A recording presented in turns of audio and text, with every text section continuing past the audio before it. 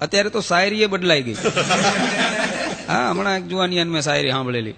यूं तो मैं हर रोज तेरी गली से गुजरता हूं, तेरी खिड़की खुली रहती है, लेकिन अफसोस इस बात का है कि तेरी जगह तेरी मां खड़ी रहती है.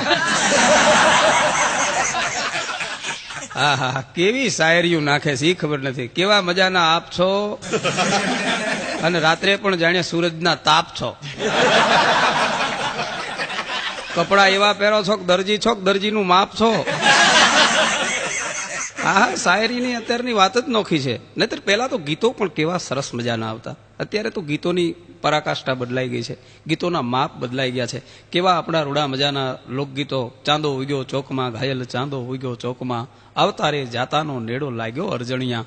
પ્રેમની સ્નેહની વાત અત્યારે તો ગાય. એટલે હમણાં મેં એક ફિલ્મનું ગીત સાંભળેલું, બંબઈ સે ગઈ દિલ્હી, દિલ્હી સે ગઈ પૂના, પૂના સે ગઈ પટના, ફિર ભી ને મિલા સजना. આટલું બધું શું કામ રખડી? રાજકોટમાં આવતું રહેવું હતું ને. હા, હમણાં તો એક ગીત મેં એવું સાંભળેલું, એક ચુમ્મા તું મુझको ઉધાર દઈ દે और બદલે में દિલ્હી પંજાબ લઈ લે. તારા બાપુજીના છે. આ ગીતો ક્યાં પુગાડશે એ ખબર નથી. આતી ક્યાં ખંડાલા. હમણાંથી એક જુવાનીઓ જુદું જ ગાતો હતો, આતી ક્યાં ચોટીલા. મેં કીધું ચોટીલા નહીં ખંડાલા. મને કે અપના બજેટ ચોટીલા તક का ही है. મેં કીધું તો ચોટીલા રાખ. ત્યારે હમણાં મારા પાડોશમાં અમારા એક બેન એના છોકરાને હિંચકો નાખતા નાખતા હાલનું ગાતા હતા, હલુ લુલુ હાલ્યો તારો બાપો ટાલ્યો. આમાં શિવાજી ક્યાંથી થાય? અરે બાપ, આને કઈક હારું સંભળાય, આને કઈક હારું જ્ઞાન આપ તો આ થાશે મરદ. અત્યારે બાયુની વાત જ નોખી છે. પેલા સેથો સીધો કરી અને અંદર સિંદૂર પૂરતા, કારણ કે સુહાગની નિશાની છે સેથા સીધા રાખતા. હવે વચ્ચે ડાયવર્જન, પછી ઓલો ડાયવર્જનમાં જાય અને પછી રોંગ નંબર આવે રાખે. હા, બહુ સમજ્યા જેવું છે. પત્નીને તો એમ જ હોય છે કે એનો પતિ અમારે ઈ તો બહુ ભોળા, કઈ ભોળો નથી. આ ઘરે જ રામ જેવો રહે છે, બહાર નીકળે તરત કાનુડો થઈ જાય. જે સામે મળે એને એમ કેતો હોય છે તમને ક્યાંક જોયા છે. ત્યાં ઓલી બાઈ કે જોયો જ હોય ને, પહેલી વાર તું જોવા આવ્યો હતો. મારા બાપુજીએ ના પાડીને લૂતા લમણે પાછો ગયો ઈ જ ને. પણ બહુ અઘરું છે મિત્રો દાંપત્ય જીવનમાં. મારી જ વાત કરું, મારા લગ્ન થયા છે. મારે પણ બહુ મજાની રૂડી રૂપાળી પત્ની છે, સુરેન્દ્રનગરના જોવાલાયક સ્થળમાંની એક. પણ લાગણીશીલ, મારા પ્રત્યે એનો ભાવ બહુ. મને એક દી કે બહાર ના નીકળતો, મને તુંકારો દે છે, નોકર ને તમે કે. મારી તો ખબર હોય ને કે ગમે એમ કહીશ તો જવાનો ક્યાં, ગળે બંધાણો છે, ક્યાંય છટકી હકવાનો છે નહીં. નોકર ને તુંકારો ન દેવાય ને કે વયો જાય.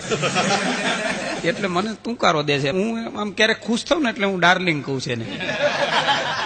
હું ડાર્લિંગ કહું, મને એક દી કે ડાર્લિંગ ના કહેતો. મેં કીધું કેમ? એ તો આમ તારા પ્રત્યેની મારો ભાવ, તારા પ્રત્યેની મારી લાગણી બોલે. મને કે નહીં ડાર્લિંગ તો બોલીશ જ નહીં કોઈ દી. મેં કીધું કેમ? મને કે આ નોકરીઓ નામ સમજે છે, તમે જતા રહો પછી એ ઈમ બોલાવે છે ડાર્લિંગ કહીને. મેં કીધું તો કઠણાઈ થાય હો, આ ન કરાય. અમુક વાત કર્યા જેવી હોય અમુક. હા, હું એકવાર ઓફિસે ગયેલો તો મારા પટાવાળાએ મારી પાસે રજા માંગી. મારું માથું આજ દુખે છે. માથું દુખે છે તો શું કરવું છે તારે? કામ તો કરવું જોઈએ ને. મને કે તમને માથું દુખે તમે શું કરો? મેં કીધું હું તો મારા ઘરે જતો રહું, મારી પત્નીના ખોળામાં માથું મૂકીને સુઈ જાઉં. પત્ની માથે ધીરે ધીરે હાથ ફેરવે એટલે માથું ઉતરી જાય. મને કે ભાભી ઘરે હશે? જોકે મારી પત્ની તો લાગણીશીલ છે એવું નથી. હું એકવાર કલકત્તા ગયેલો. કલકત્તા રિટર્ન ગીતાંજલિ એક્સપ્રેસમાં આવતો હતો. તમે કદાચ છાપામાં વાંચ્યું હોય, ટીવીમાં જોયું હોય તો. બહુ ભયાનક એક્સિડન્ટ થયો નાગપુર પાસે ગામડામાં. રાત્રે 2 વાગે પાટા ઉપરથી 13 ડબ્બા ખડી ગયા. હું 14મા ડબ્બામાં હતો. પણ 6 દિવસે ઘેર પહોંચ્યો એટલે મને એમ હતું કે આવા ભયાનક અકસ્માતમાંથી ઘેર જાઉં છું એટલે પત્ની રાજી થઈ જાય છે, દોડીને મને ભેટી પડશે, આંખમાં જળજળિયા આવી ગયા છે, મને જોઈને કહેશે કે મારું અખંડ વાતણ રહી ગયું, મારો ચૂડી ચાંદલો અમર રહી ગયો. આવા વિચારો મને હતા. પણ ઘરે ગયો એટલે તમામ વિચારો ભસ્મીભૂત થયા. કારણ કે પત્ની બાયણામાં જ છાપું લઈને ઉભેલી મોઢું ચડાવીને. મેં કીધું કેમ આમ? અંદર તો આવવા દે, મોતના મોઢામાંથી આવ્યો છું. મને કે ઈ જ વાત છે, આ છાપામાં વાંચ. મેં કીધું તું વાંચ. મને કે જો અકસ્માતમાં જેટલા ગુજરી ગયા એ બધાને સરકારે 2 લાખ આપ્યા. મેં કીધું બીજી વાર જઉં તાર તું માનતા માનજે, તારો ચેક પાસ થઈ જાય. હા, ઘણી અત્યારે જુદા જુદા મંડળોની સ્થાપના થઈ, યુવક મંડળોના. અમારા ગામમાં તો હમણાં વિધવા મંડળની સ્થાપના થઈ. હા, ગામની બધી વિધવા બેનું મંડળ કર્યું. એમાં એક નવા તાજા બેન વિધવા થયા. એટલે આખા વિધવા મંડળના બહેનો એ સભા ભરી અને એ જે તાજા વિધવા થયેલા જે સભ્ય બન્યા હતા એને કીધું કે આપણા મંડળ વિશે તમે 2 શબ્દ કહો. એટલે ઓલી બાઈ આવી સભામાં, માઇક પાસે આવીને બોલી કે આપણા મંડળના સભ્ય થવાની મારી વર્ષો જૂની ઈચ્છા આજ તમારા ભાઈએ પૂરી કરી. હું એમ ઈચ્છું કે આપણા મંડળની ઉત્તરોત્તર પ્રગતિ થાવ અને આખા ગામની બહેનોને આપણા મંડળમાં સમાવી લ્યો. અરે આને સમાવીને તારે શું કામ છે? આખા જગતના પુરુષો સામે તો જરાક ધ્યાન કર્યું. પણ બહુ મજાની વાત છે મિત્રો. પતિ પત્નીના સંબંધો તો લાગણીશીલ છે. હું મારી પત્નીને લઈને આબુ ગયેલો. એ આબુ નખી લેક માથે ફરતો હતો. એમાં નખી લેકમાં હંસ અને હંસલી 2 આમ ચાંચમાં ચાંચ બીડાવીને બેઠેલા. મારી પત્નીએ તરત કોણી માર્યો. પક્ષી દેખાડીને મને કે જો આમાંથી કઈક શિખામણ લે. કારણ કે આપણે તો દેશી માણા એટલે છેટા હાલતા હોય ને, વચ્ચે 2 વેતનું અંતર રાખીને હાલતા હોય. આંટો મારીને 1 કલાકે પાછા વળ્યા ને ત્યારે પાછા ઓલા હંસ ને હંસલી આમ ચાંચ બીડાવીને બેઠેલા. મને કે હવે તો સમજ 1 કલાક થઈ. પછી મેં કીધું તું સમજ, ધ્યાનથી જો, હંસ ઈની છે, હંસલી બદલાઈ ગઈ.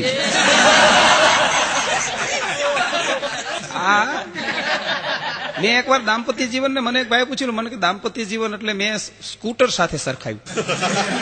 મેં કીધું દાંપત્ય જીવન છે ને એ સ્કૂટરના 2 વ્હીલ જેવું છે. તે એક જણ ઓડિયન્સ માંથી બોલ્યો, મને કે એમાં સ્પેર વ્હીલ હોય. એક પત્નીમાં ગળગળા થઈ જાય છે, તું સ્પેર વ્હીલ ની ક્યાં માંડસ? હા, પણ ઘણી વાર ઘણા હોય મજબૂત મનના. અમારા ગામમાં એક કાકા 3જી વાર પરણ્યા, 3જા કાકી લઈ આવ્યા. માતાજીના મઢે પગે લાગવા જાય ને છેડાછીડી છોડવા માટે, એ માતાજીના મઢે કાકો ને કાકી પગે લાગતા. તમે કાકીએ આંખ ઉગાડ જોયું ત્યાં સામે 2 ગોખલા. એક ગોખલામાં માતાજીના ફળા અને બીજા ગોખલામાં 2 ચૂંદડી, એક લાલ ને બીજી લીલી. કાકીએ તરત કાકાને કીધું આમાં તો માતાજી આ ગોખલામાં, પણ આ બીજા ગોખલામાં ચૂંદડી છે ની. કાકો ઠાવકું મોટું રાખીને કે તારા પેલા 2 હતી ને એની યાદગીરી છે. એકને લાલ કલર ગમતો તો એની લાલ, બીજીને લીલો ગમતો તો એની લીલી. તને કયો કલર ગમે છે? આ તો કાકીએ માથાની ફરેલી. હો, એ કે રાખો હવે અહીં ચૂંદડીની જગ્યાએ ટોપિયું ટીંગાય છે, ટોપિયું.